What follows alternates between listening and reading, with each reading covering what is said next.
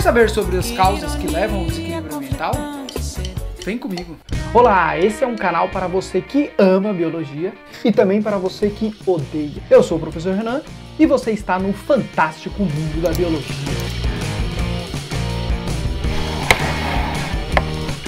Por questões didáticas, a gente vai estudar separadamente as alterações bióticas e as abióticas responsáveis pela quebra do equilíbrio ambiental. Quanto às alterações abióticas, vale lembrar que qualquer contaminação da água, ar e solo em quantidades indesejáveis de matéria ou energia é considerado uma poluição ambiental.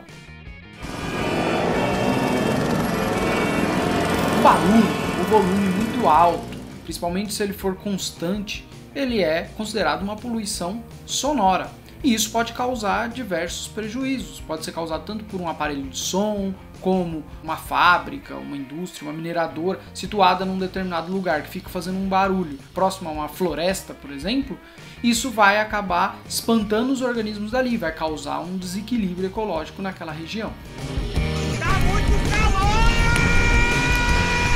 O aumento da temperatura também é uma poluição, a poluição térmica. Então, quando você tem um aumento da temperatura das águas, você causa um desequilíbrio naquele ecossistema. Isso pode ser causado, por exemplo, por uma indústria que retira a água para resfriar suas turbinas e depois retorna essa água para um rio. Isso daí vai causar um desequilíbrio naquele rio. Então, a elevação da temperatura da água, ela acaba afetando diretamente a espécie, mas ela também facilita a proliferação de fungos e bactérias, que além de concorrer por oxigênio e alimento, algumas dessas causam doenças aos organismos que vivem nesse local, facilitando ainda mais a morte deles. Outra consequência do aquecimento da água é que há uma diminuição do oxigênio dissolvido, facilitando ainda mais a morte daqueles organismos aeróbios, aqueles que necessitam de oxigênio para fazer sua respiração. O aumento de determinados gases no ar gera uma poluição. Então, quando você tem um aumento do CO2 no ar, gás carbônico, isso intensifica o efeito estufa, causando um aquecimento global. Então, não só o CO2, mas os gases de efeito estufa, os GEs, eles são intensificadores do efeito estufa, logo são gases responsáveis pelo aquecimento global. Claro que a gente destaca o CO2 porque ele está em maior quantidade, né? Ele é o principal desses poluentes, mas a gente tem outros gases que são piores ainda do que o CO2, mas estão em menor quantidade, porém há tanto risco quanto. A exemplo do metano, que é mais nocivo para o aquecimento global do que o CO2. Causam mutações genéticas que podem levar o indivíduo a desenvolver doenças como câncer ou até mesmo levá-lo à morte. Além disso, pode causar alterações nos gametas, fazendo com que essas mutações passem de geração para geração, afetando então as linhagens futuras. E muitos são os exemplos de acidentes com elementos radioativos. O mais famoso deles é o caso de Chernobyl. Aqui no Brasil a gente teve o caso do Césio-137, que ocorreu em Goiânia. E mais recentemente, em 2011, a gente teve o caso de Fukushima, no Japão.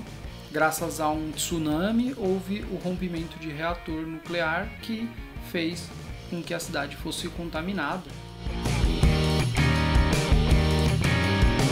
Um dos grandes problemas das substâncias não biodegradáveis é que elas acabam afetando toda a cadeia alimentar.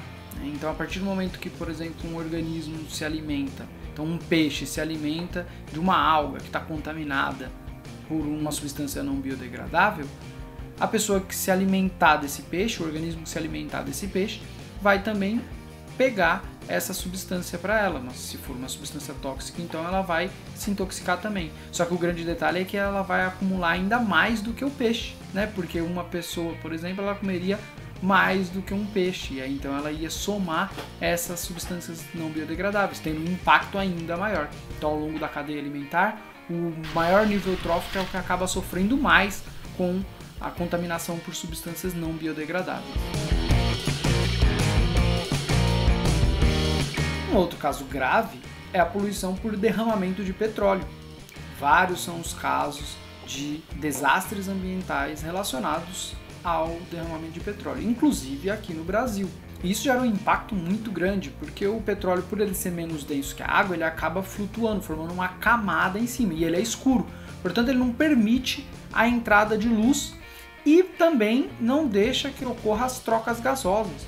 Com isso, acaba faltando oxigênio naquele local, as algas que são fotossintetizantes acabam morrendo, então você tem um desequilíbrio muito grande. Além disso, organismos que vão à superfície ou que entram na água acabam se contaminando. Então aves que são pescadoras, por exemplo, elas acabam sujando as suas penas, não tem força para voar e acabam morrendo ali. Então são vários estragos de um derramamento de petróleo. E os corpos d'água, eles também podem sofrer uma poluição por eutrofização ou eutroficação, que é justamente um aumento da quantidade de nutrientes exagerada no ambiente, e isso causa então um desequilíbrio.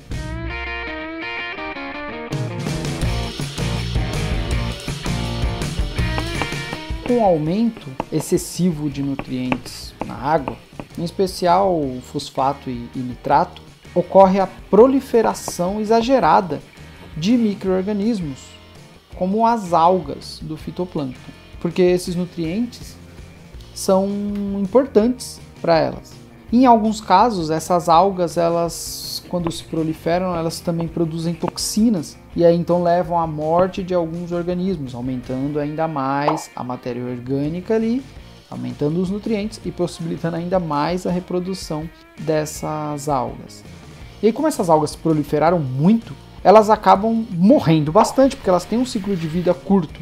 E quando elas morrem, essas algas e o zooplâncton que se alimenta delas também entram em decomposição. Então, tanto as algas quanto o zooplâncton, eles têm um ciclo de vida rápido. E aí, então a mortalidade deles também aumenta, porque aumentou o número, eles se proliferam bastante, só que também morrem bastante. E isso aumenta ainda mais a quantidade de nutriente. E aí essas algas e esses zooplâncton começam a entrar em decomposição e permite a proliferação de bactérias e fungos. Essas bactérias e fungos são aeróbios, então eles respiram oxigênio. Só que a proliferação exacerbada deles, como eles se proliferam muito, eles consomem muito oxigênio. E aí então acaba diminuindo a quantidade de oxigênio dissolvido na água. Lembrando que as algas, elas produzem o oxigênio, só que elas estão morrendo. E aí isso leva a um esgotamento do oxigênio, matando diversos outros organismos que dependem do oxigênio.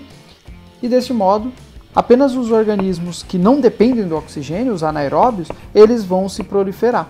E são basicamente bactérias e fungos, levando, entre aspas, aí, a morte do rio.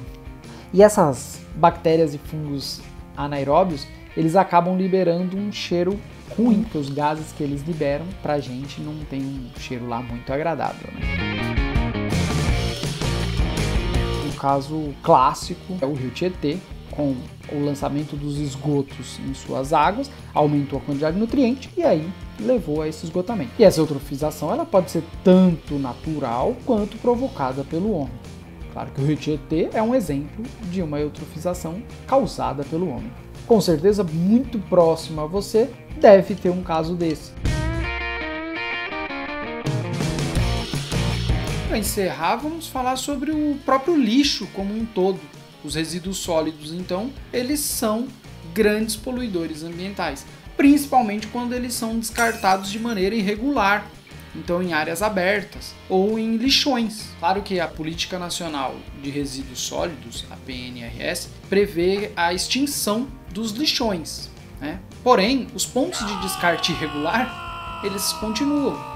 Então, existem formas mais adequadas do que o lixão. Uma delas é o aterro sanitário, que é um local preparado para o recebimento de lixo, que não vai ter o risco de contaminação, por exemplo, de lençóis freáticos. Esse lixo ele é aterrado. E o solo ele foi preparado antes, então com mantas, para evitar que o chorume contamine o solo. Porque o grande problema do lixo, além daquela sujeira ali na superfície, aquela coisa feia, tem ali nutrientes que vão atrair diversos organismos. que normalmente são pragas urbanas. Baratas, ratos, urubu, são organismos que são atraídos ali e que podem então também transmitir doenças. Além disso, a decomposição da matéria orgânica ali também vai gerar chorume, que vai entrar, vai percolar pelo solo, podendo até contaminar cursos d'água, então lençóis freáticos, rios. Já os aterros sanitários, então, eles são mais preparados para isso, eles já contam com essa preocupação.